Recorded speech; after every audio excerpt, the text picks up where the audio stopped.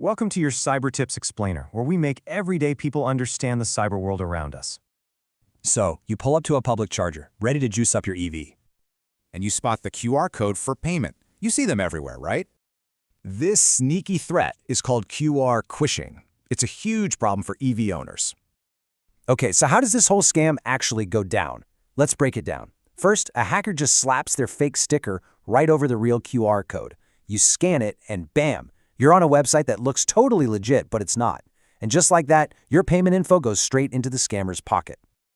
So what's the most immediate danger here? Straight up financial fraud. These guys can literally steal your money before you even drive away. And it gets worse. They're also nabbing your personal data for other attacks.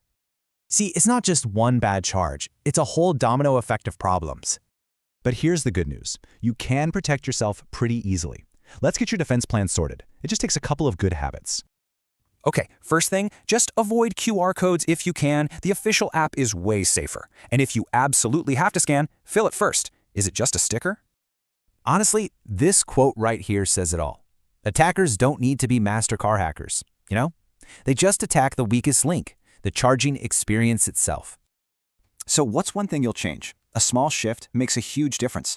Subscribe to this channel, like and share this video with someone you deeply care about to have a foolproof cyber defense.